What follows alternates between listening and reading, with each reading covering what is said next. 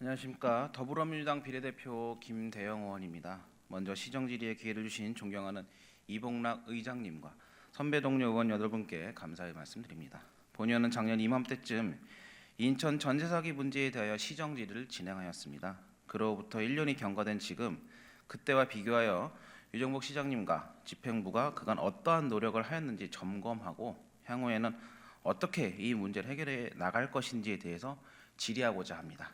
시장님 발언대로 나와주시면 감사하겠습니다.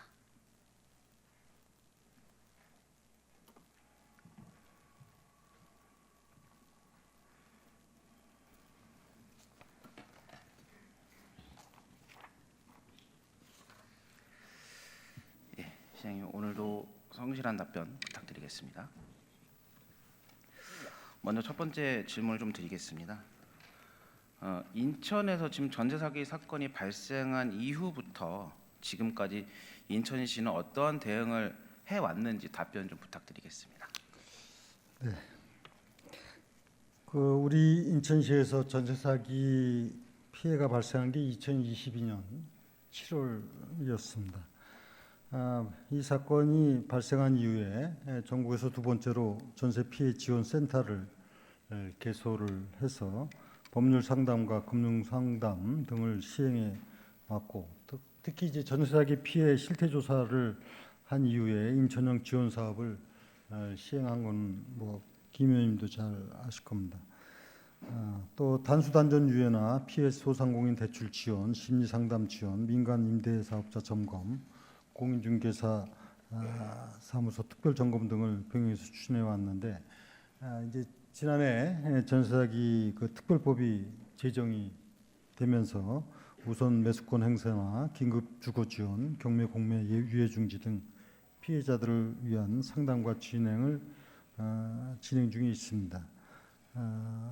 다만 이 전세 사기 특별법 제정 이후에 추가적인 법적인 문제로 인해서 인천시에서 지금 지원하려고 했던 사업계 예산 이런 부분들이 이제 제대로 당초 계획대로 진행되지 못하고 있는 부분이 이제 현재까지 진행 상황입니다. 네, 감사합니다. 일단은 시장께서 말씀해주신 부분들에 대해서 보면은 인천시의 시비로 이제 진행하는 사업이 크게 세 가지로 알고 있는데, 이제 대출 이자 지원, 그리고 월세 한시 지원, 그리고 이사비 지원으로 나와 있습니다. 근데 작년에 이제 이 예산 집행액을 보면 대출 이자 지원 같은 경우에는 한 4억 3천 정도, 그리고 월세는 4억 8천, 이사비 지원 같은 경우는 1억 2천 정도로 책정이 되어 있었는데, 각각의 집행액은 그에 못 미치는 1,200만 원, 1,200, 1,000만 원, 5,700 이 정도의 집행액을 좀 보였습니다.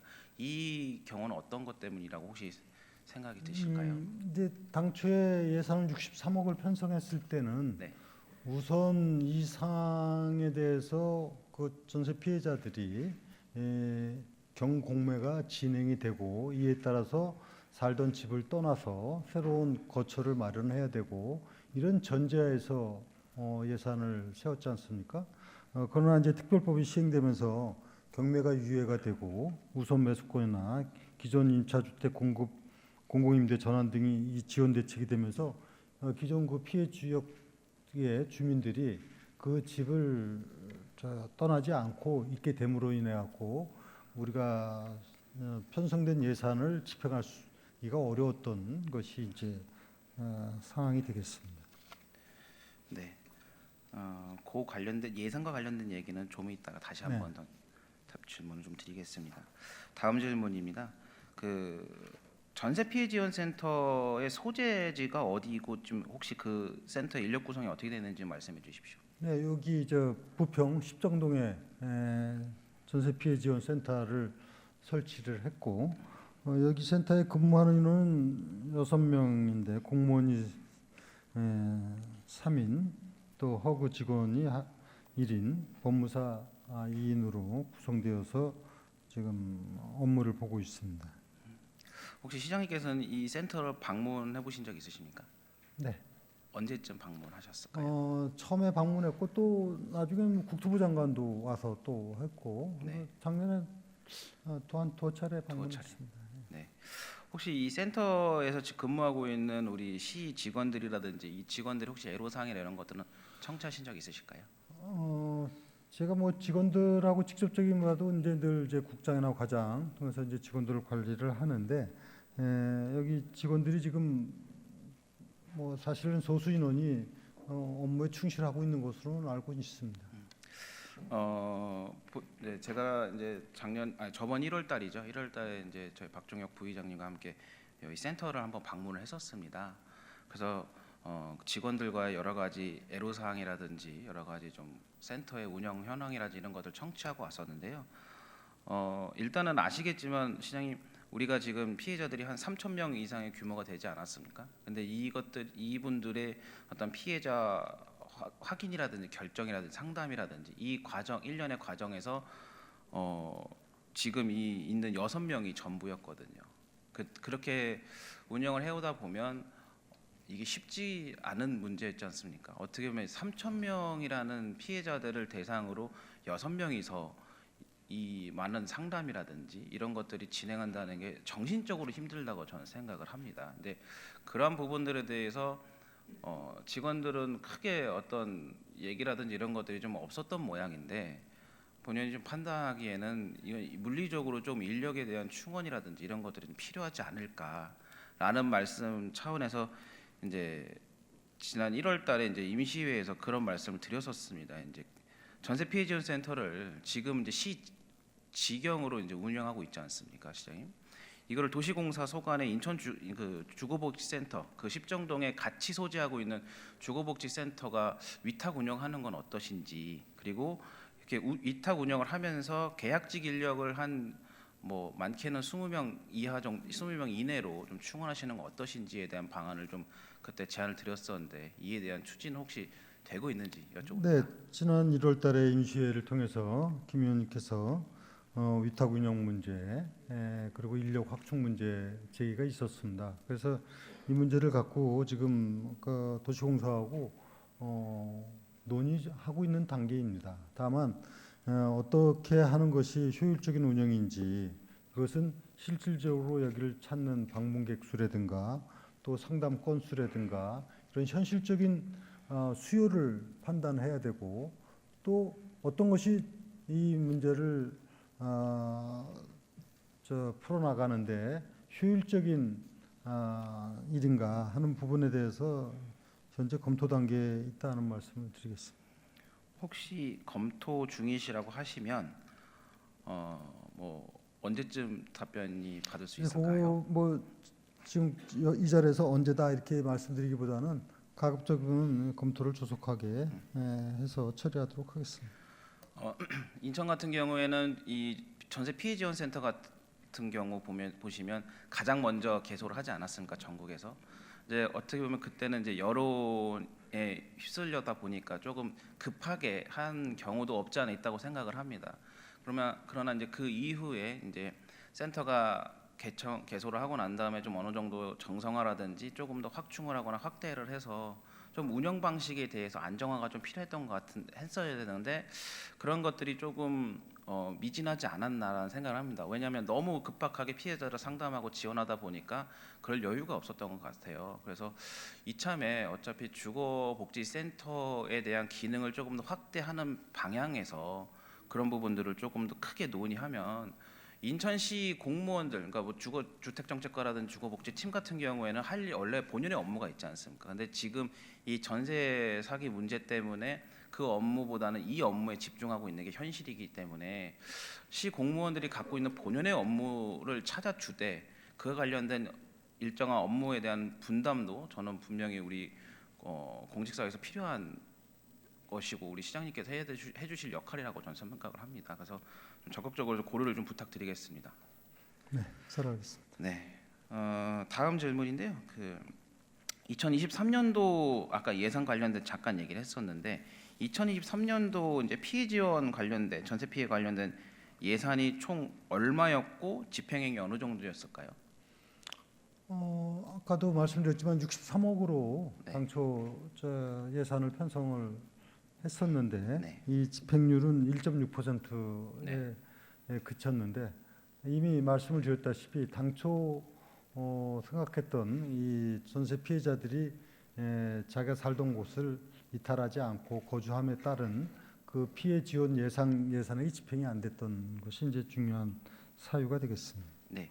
말씀하시 주신 것처럼 경곡매 유예로 인해서 그 네. 집에 살고 계시다 보니까 근데 이제 경곡매 유예가 되고 나서 어떻게 보면은 그 전세 피해 지원 관련된 예산이 이제 작년 5월 달 추경을 통해서 63억으로 이제 증액이 된 거 아니겠습니까? 시장님? 그렇습니다. 그때는 이미 경곡매가 유예가 진행이 됐던 거죠.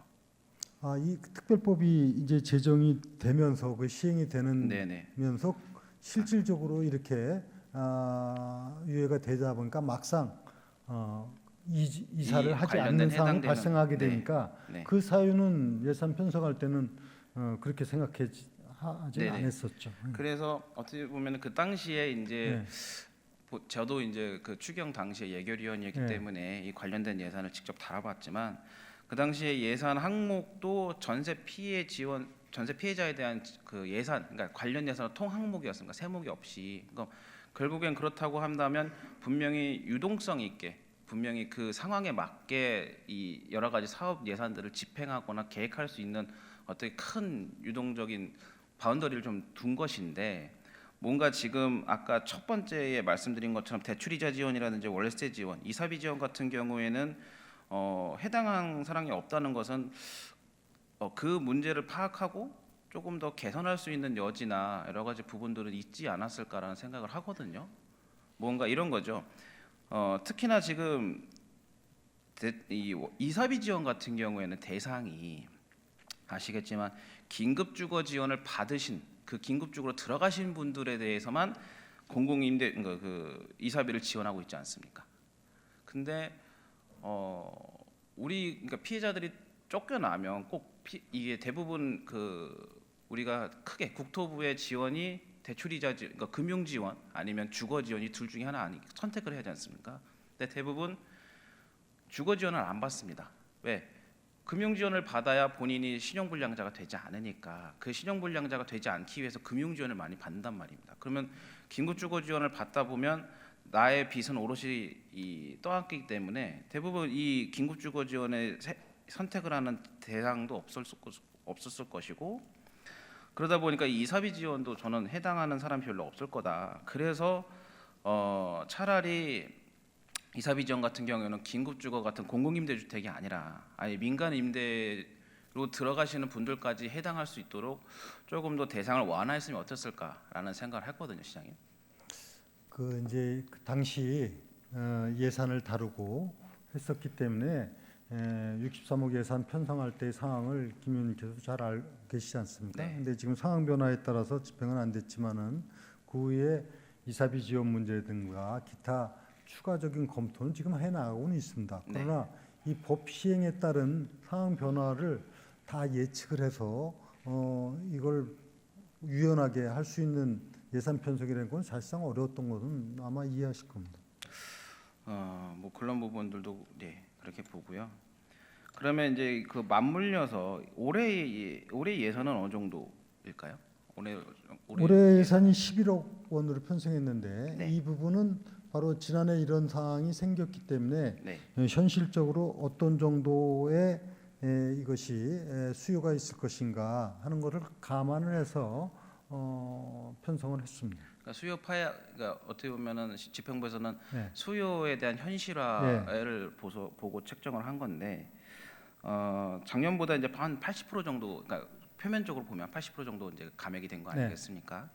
네, 저는 이렇게 생각을 합니다. 이제 우리 인천시에 지금 우리 전세 피해 지원 사업이라고 말하는 것들이 대부분 좀 쫓겨나야 본인 지금에 살고 있는 집에서 나가야 받을 수 있는 지원이라고 좀 생각을 해요. 월세 지원이라든지 이사비 지원이라든지 뭐 이런 것들, 그러니까 대출 이자는 뭐 논의해야 하더라도 이런 부분들의 기조를 보면 꼭 지금 있는 집에서 나가야 되는가에 대한 의문이 좀 생기는 겁니다, 시장님. 저는 그러니까 지금 살고 있는 집에서 계속 살게 해주는 것이 저는 우리가 필요한 기조가 아닐까. 물론 지방 정부가 할 수 있는 일은 제한적입니다만 지방 정부가 우리 시민들이 지금 살고 있는 터전에서 떠나지 않게 해주는 게 본인의 자세가 아닐까라는 생각을 하는데 그 부분에서 어떻게 생각하실까요? 원칙적으로 맞는 말씀입니다. 그러나 그 당시 상황으로는 이 주거지를 잃게 됐을 때 오는 그 피해만큼은 어떻게든지 좀 해소를 시켜줘야 되겠다 해서 우리가 뭐 이사비나 기타 이자 지원이나 이런 걸 통해 월세 지원이나 이런 걸 했던 거 네. 아닙니까? 그러나 법이 시행돼 갖고 이제 기존의 그 주거지를 그대로 살 수 있도록 하는 형태가 됐기 때문에 이제 예산 집행률이 낮았지만은 거기서 안정적으로 살 수 있는 부분이 우선적으로 배려해야 되고 그것은 아마 피해자들에게서는 가장 당장에는 안정적인 방안이 되기 때문에 그건 원칙적으로 저는 김 의원 말씀에 동의를 합니다. 네, 동의해 주신다고 방금 말씀해 주셨는데 올해 이제 11억으로 이제 예산이 책정되었다고 말씀해 주셨습니다. 근데 그 세부 항목을 보면 운영비 7,600만 원을 이제 제외하고 나면 피해 지원이 10억 3천 정도가 이제 책정이 되는데 세목이 이사비 및 월세 지원이 6억, 이자 지원이 4억 3,200 이 정도의 세목으로 되어 있는 것 같아요. 그러니까 결국엔 지금 책정되어 있는 예산의 항목 자체도 말씀해 주신 것처럼 작년 기조와 동일하다. 이제는 좀 정책에 좀 변화가 필요하다라고 저는 생각을 하거든요. 그래서 작년에 이제 저도 이제 제안을 했던 것처럼 긴급 생계비 지원이라든지 여러 가지의 부분들에 대한 조금 다른 정책의 변화가 필요하지 않을까라는 제안을 드렸습니다. 그 혹시 긴급 생계비는 혹시 논의한 바 있으십니까? 긴급 생계비 지원도 여러 가지 다각도로 검토는 하고 있습니다. 네. 그런데 이제 물론 인천뿐만이 아니라 뭐 서울이나 경기도나 부산이나 대전이나 뭐 다른 시도의 상황도 다 함께 검토해 보지 않을 수가 없는 것이 이게 전국적인 상황이기 때문에 다만 처음에 인천에서 크게 발생했고 또 인구 대비로 올 때 우리가 많은 곳은 사실입니다. 네. 그래서 좀 특단의 노력을 기울여서 우리가 전국에서 처음으로 이런 긴급 63억 예산 편성까지 하고 또 피해 지원 센터도 일찍이 개소를 하고 이렇게 노력은 하고 있습니다만 긴급 생계비 지원도 검토 대상은 하는데 이것이 이제 현재 정부에서 하고 있는 그 사업과 어떻게 연계가 되느냐.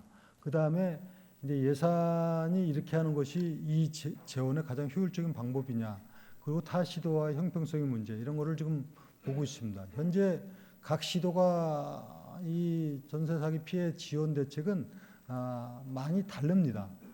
경기도가 이제 긴급 생계비 지원을 네. 하는 거로 검토를 하고 있는데 네. 상대적으로 우리하고 이제 수적인 차이가 있고 또 다른 부분에 있어서는 경기도가 또 시행을 하지 않는 부분도 있고 그래서 이걸 비교 검토를 해서 어떤 것이 적정한 방안인지를 지금 검토하고 있습니다. 네. 제가 말씀드리려고 했는데 경기도 사례를 꺼내 주셔서 감사하고요. 처음에 이제 경기도 같은 사례를 보면 경기도는 처음에 이제 이 관련된 조례를 제정하면서 아예 긴급 생계비까지 조례에 명시를 했었습니다. 근데 명시를 하고 나도 사업비를 이제 예산을 책정하려고 하다 보니 이게 이제 그 사회보장협의체의 심의를 거쳐야 되고 여러 가지 절차가 필요하기 때문에 제가 알기로는 한 1년 정도 그 기간이 좀 소요됐던 것 같아요. 그러니까 그런 부분들을 보면, 그러니까 물론 시장님 말씀도 저는 좀 동의하는 바도 있습니다. 이게 긴급 생계비만이 유일한 답인가라는 생각은 하지만 뭐 여러 가지가 있겠죠. 근데 여러 가지 부분들을 봤을 때 진짜 지금 피해자들이 어떤 상황이 있는지 그리고 피해자들이 어떤 정책이나 어떤 지원을 원하는지를 좀 살펴봐야 된다. 원초적인 시점에서, 그러니까 근본적인 시점에 좀 보자라는 말씀을 드리는 거예요. 그러니까 지금 보면은 대부분 국토부, 뭐 LH 하고 이제 지방 정부의 전세 피해 지원을 보면 피해자 중에 누구, 그러니까 피해자에서 한 번 더 대상을 거릅니다. 물론 예산이 한정되어 있기 때문에 그럴 수도 있다고 보는데 일단 피해자들은 갑자기 본인이 어떤 그런 전세 사기와 관련된 문제를 당한 경우가 지금 되게 황망하지 않습니까? 근데 당황스럽고 하는데 그런 상황에서 무언가 내 손으로 직접 찾아봐야 되고 직접 찾아봤는데도 나에게 해당되는 것이 없다. 그 순간에 그 겪는 감정의 그 허탈함은 이루 말할 수 없다고 저는 생각을 하거든요. 그래서 조금 더 그들이 이해하기 쉽고 그들이 지원받을 수 있는 좀 무언가 딱 누가 봐도 이거는 해줄 수 있다라는 좀 명확한 지원 하나만이라도 우리가 좀 만들어 나가야 되지 않을까라는 생각을 하거든요, 시장님. 그 예산 금액으로 볼 때는 긴급 생계비가 제일 큰 비중을 차지하게 될 겁니다. 지원을 하게 되면. 그래서 이 문제는 조금 재정 상황하고 그다음에 아까 말씀드린 대로 이 피해자들에게 가장 우선시되는 것이 집을 나가게 될 때 오는 막막한 이 현실을 뭔가 해소시켜 주는 것이 중요하기 때문에 우리가 뭐 전세 지원금이라든가 이자, 뭐 이사비 지원 등을 했던 것이고 이 생계비 지원은 그거하고는 조금 이제 다른 차원이기 때문에 이건 추가적인 여러 재정 상황이나 형평성이나 이런 걸 다 감안해서 검토할 수밖에 없다는 것을 좀 이해해 주시면 좋겠습니다. 그럼 시장님 요 관련된 부분에서 마지막으로 좀 여쭤보고 싶으면 지금 이제 저와 이렇게 질의 답변을 하시면서 올해 이제 24년도에 그 지금 책정된 11억의 예산 그 집행된 여러 가지 정책들이 지금은 작년과 똑같이 이사비 월세 그리고 이자 이렇게 되어 있지 않습니까? 이게 조금 변화가 있을 가능성이 있습니까? 그래서 제가 조금 아까 말씀드렸지 않습니까? 이 부분에 대해서 이사비 지원 확대 문제라든가 지금 긴급 생계비 문제라든가 기타 뭐 법무사비라든가 저 소송 수행 경비라든가 이런 다양한 부분에 대해서 좀 열어놓고 네. 뭐 검토를 하고 있지 지금 뭐 결정된 건 네네. 아닙니다만 그래서 어떻게 보면 이 피해자들의 아픔을 조금이라도 해소시켜 줄 수 있는가 하는 것을 검토는 하고 있는데 지금 말씀드린 대로 전체적인 어떤 것이 균형 있는 우리가 시에서 할 수 있는 정책이고 배려냐 하는 걸 판단해서 검토해 나가고 있습니다. 그럼 뭐 조금 뭐 무리일 수 있습니다만 올해 추경 추경이 한 6월쯤으로 예상되는데 그 추경 전까지는 어느 정도 그 윤곽이 좀 나올까요? 가급적이면 조속한 시일 내에 검토를 해나가도록 하겠습니다. 네, 시장님 답변 감사하고요. 다음입니다. 이제 이 또 비슷한 부분인데 이제 작년 9월에 이제 관련된 제가 5분 발언을 통해서 주거복지 기금하고 이제 전세 실태 조사 요청했었습니다. 근데 그 이후에 어떤 관련된 부분에서 조금 관련된 답변이나 이런 것도 좀 제가 보기엔 좀 미진할 수도 있어서 전세 피해 실태 조사는 제가 뭐 이거는 잠깐 스킵할게요. 왜냐하면 이미 한 번 하기도 했고 어려움이 있다라는 것조차 제가 사전 답변을 들었기 때문에 이거는 뭐 말씀 안 해주셔도 되지만 주거복지 기금 관련된 부분에는 좀 우리 시장님의 좀 의견을 듣고 싶습니다. 사실 이제 그 기금을 한번 설정하게 되면은 그건 좀 지속성을 가져야 되고 그다음에 기금은 기본적으로 일정한 규모 이상을 전제로 하고 그러기 때문에 초기에 기금을 만들 때 다양한 이런 사항을 전제로 해서 검토할 필요가 있습니다. 네.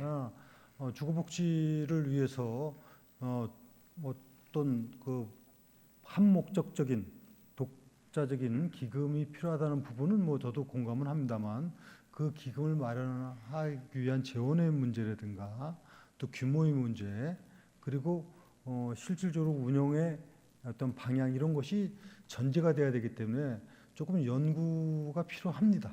네. 이 주거복지 기금을 말씀드리면 물론 이제 이것도 저도 처음에 이제 제안을 드렸을 때 그 전에 경기도의 사례를 보고 이제 말씀드린 거긴 합니다. 근데 이 주거복지 기금 같은 경우에는 뭐 어떤 한정적인 목적이 담겨져 있는 기금일 수도 있고요.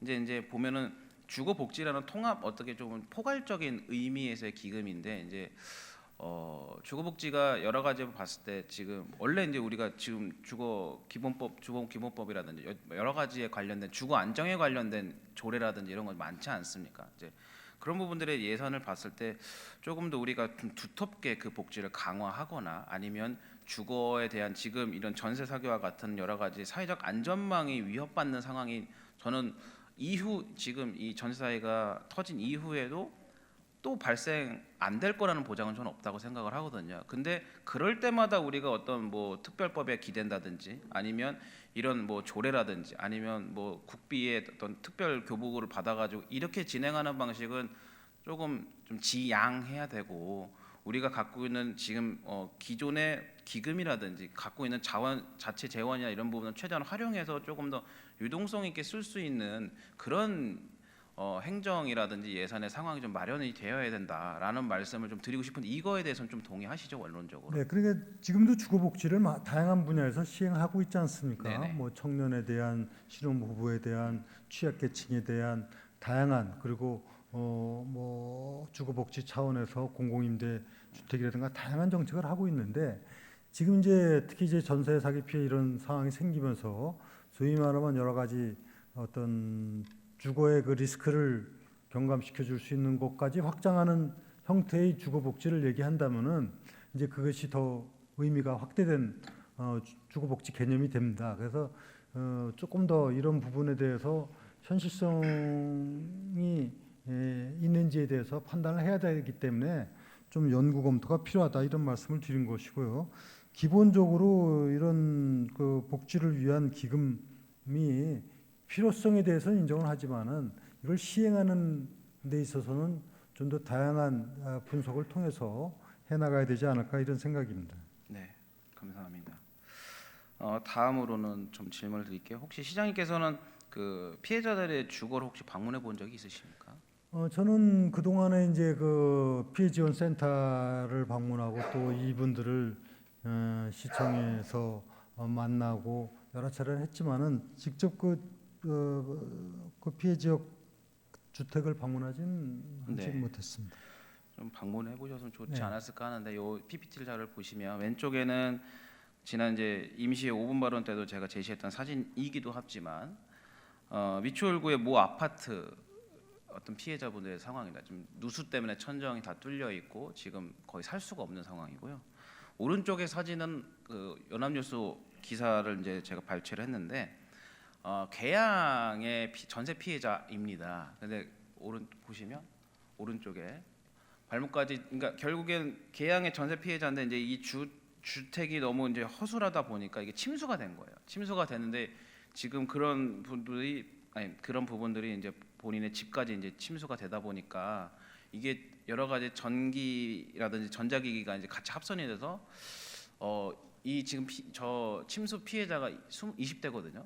또 한 청년이 이제 진짜 사망할 뻔했습니다. 이제 이런 부분들이 좀 생깁니다. 그래서 저는 이런 부분들에 대해서 시장님께서 물론 이제 여러 차례 뭐 피해자들을 만나셨다고 말씀을 해주셨는데, 저는 이런 현장에 좀 나가 주셔야 되지 않을까? 현장에서 그런 목소리 좀 들어야 되지 않을까라는 생각을 물론 합니다. 이제 그 동안에 담당 국장 등이 현장을 방문해서 이 상황을 체크하고 보고를 받고 했습니다만, 뭐 앞으로 그건 검토해 보겠습니다. 이거 좀 적극적으로 좀 행정을 해주셨으면 좋겠습니다, 시장님. 그러니까 이게 말로, 그러니까 국장께서 갔다 오셨다는 것도 알고 있지만 조금 더 그래도 시장님께서 직접 나서시는 것, 그리고 이런 피해 현장에 나서신다는 것 자체가 어떻게 보면 피해자들한테 큰 하나의 또 위안이 될 수 있거든요. 그런 부분들을 시장이 직접 챙기겠습니다라는 그 모션은 말씀으로뿐만이 아니라 직접 행동으로 보여주시면 더 든든하지 않을까라는 좀 생각이 듭니다. 그래서 잘 판단하겠습니다. 네, 그래서 좀 적극적으로 좀 고려를 해주시고 이런 부분들이 있을 때는 좀 꼭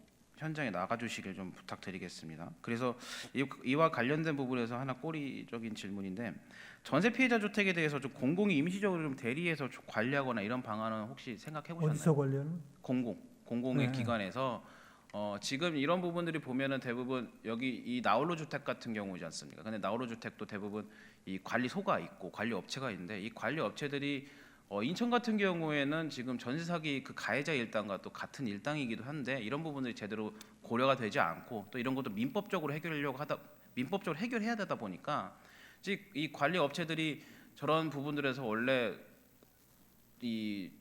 저기 입주자들이 내는 관리비나 이런 부분들에 대해서 원래 이런 저런 수리나 이런 것들을 해줘야 되는 거 아닙니까? 근데 그런 부분들에 대한 조금 갈등도 있고 이런 게 있습니다. 분명히. 근데 그런 부분들을 좀 인천시가 뭐 여러 가지 할 수 있는 방안에서 좀 논의를 한다든지 아니면 이런 부분들에 대한 뭐 개선을 요청한다든지 이런 것들이 좀 해줬으면 좋겠는데 지금 인천시에서는 이건 민법적인 상황이니까 우리와 해당이 없습니다라고 딱 선을 긋고 있는 상황입니다. 이런 부분들은 좀 개선해야 되지 않을까요?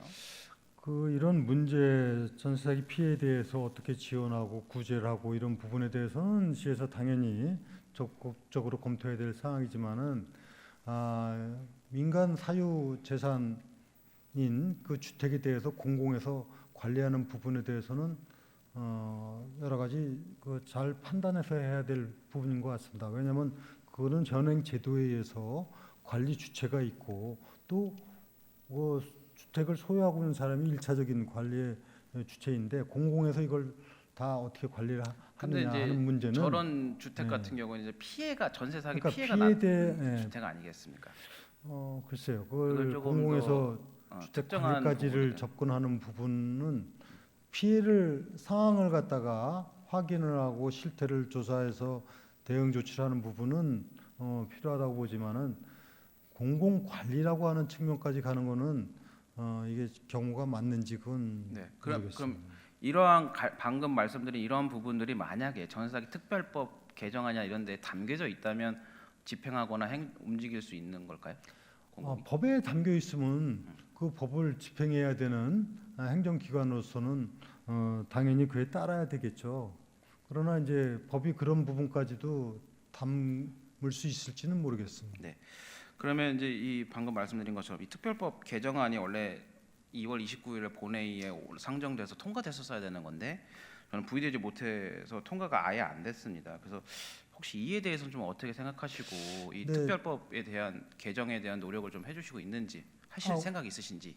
국회에서 사실 합의를 해서 특별법이 개정되면은 이에 따라서 시에서는 잘 이행해 나가야 된다고 생각을 하는데 이 특별법 개정안을 놓고 좀 논란이 있는 것 같습니다. 네. 즉 이 쟁점인 사항에 대해서 그렇기 때문에 제가 지금 이 시점에서 쟁점에 대해서 굳이 여기서 언급은 하지 않겠습니다만 국회에서 합리적으로 개정안이 돼서 처리되기를 바라고 또 그런 목소리를 우리 시장님께서 왜냐하면 시장님께서 이제 다른 사안 같은 경우 네. 뭐 에이펙이라든지 제휴동포라든지 행정구역 체제 개편이라든지 인천에 도움될 수 있는 여러 가지 부분들을 직접 국회에 가셔서 여야의 원내대표라든지 뭐 상임위원장들 만나셔 예방하셔가지고 여러 가지 부분들에 논의를 하시고 또 그런 부분들에 행동을 취해 주셨지 않습니까? 근데 전세 사기 이 특별법이라든지 아니면 관련된 부분에서의 그런 부분들은 조금 그 보여주는 행동이나 이런 것들이 좀 시장이 좀 없어졌던 것 같다라고 보이거든요. 그렇지는 않고요. 우리가 인천시가 선제적으로 피해 지원 센터를 만들고 그다음에 선제적으로 예산 지원 조치를 하고 이렇게 하는 부분들이 적어도 정치권에 영향을 미쳤습니다. 그건 그래서 맞습니다. 이 법을 제정을 하고 또 이번에 개정안 이렇게까지 하는 부분이기 때문에 소극적으로 그렇게 임하고 있다고 생각하지는 않고 다만 국회에서 법을 만들어 갈 때 그 쟁점이 되어 있는 부분은 쟁점이 되는 이유가 존재합니다. 그 쟁점이 되는 이유에 대해서는 국회에서 처리를 해서 그렇죠. 해야 될 말씀하신 것처럼 문제이지. 쟁점에 대한 문제는 당연히 국회가 네. 처리하는 겁니다. 근데 이 개정 전세사기 특별법이나 이런 것들이 지금 당장 미진하니 네. 시장님께서 그래도 다선이시고 여러 가지 보면 정치적인 역량이 있으신 어떤 인천의 큰 정치적인 중량감 있는 분이시라면 이런 부분들에 좀 전세사기 특별법을 개정해라라고 하는 촉구의 목소리라도 좀 내주셔야 되는 거 그건 아니겠습니까? 좀 제가 그러니까 전세 사기 피해자들의 구제를 위해서 특별법 개정안도 조속히 됐으면 하는 바람은 갖고 있지만은 지금 쟁점된 사항과 관련해서 제가 언급하기가 어려워서 그랬던 그러니까 뿐인데 쟁점에 대해서 그래서 언급하시라는 말이 하여튼, 아니라 예, 개정하라고 이렇게 좀 얘기를 해주십시오. 예, 잘 알겠습니다. 네, 그리고 이제 어쨌든 시간이 없어서 다 마지막인데요. 이거는 이제 지난 292회 임시회에서 우리 전세 피해 지원 조례가 이제 통과되었는데 이 본 조례는 심의하는 과정에서 이제 해당 부서의 국장님께서 이런 말씀을 하셨습니다. 전사기 책임은 국가에서 관리 못한 책임도 있고 사기를 당하신 분도 법적 지식이 부족해서 그런 문제가 있다. 라고 발언을 하셨어요. 그리고 전체적인 그 과정에서 보면 조례의 필요성은 잘 못 느끼겠지만 제정한다면 잘하겠다라는 어떤 이런 소극적인 태도를 보였습니다. 우리 시장님께서 이에 관련된 부분에서는 어떻게 생각하세요? 그 담당자 국장의 입장에서는 이 부분에 대해서는 국가나 또 우리 시나 또 공공부문에서 적극적으로 대처해서 이런 부분들이 안 생기도록 하고 또 상황이 발생했으면 잘 대응해서 해소하도록 해야 된다는 그 책임성을 얘기를 한 것으로 보여지고, 다만 그 피해를 당한 분도 법률적 지식이 부족한 부분에 대한 아쉬움을 표현한 것으로 저는 이해를 하고 있고, 뭐 어떤 그 표현에 있어서 오해가 없었으면 좋겠습니다. 그러니까 이게 당시에 뭐 해당 부속장님이 아셨는지 모르겠지만 이 조례안을 심의하는 과정에서 뒤에 방청석에 피해자분들이 계셨었습니다. 근데 이러한 발언들에 대해서 좀 신중하지 못한 발언이라고 생각을 합니다. 왜냐하면 어디 가서도 피해자들이 잘못이다라는 그런 오해를 살 수 있는 발언은 국장의 입에서 나와야 되는 것도 아니고 부소장의 입에서 나와야 되는 것도 아니고요. 이런 부분들은 법적으로 국가가 관리하지 못한 책임도 분명히 있습니다. 이거는 정권의 문제가 아니라 수십 년간 쌓아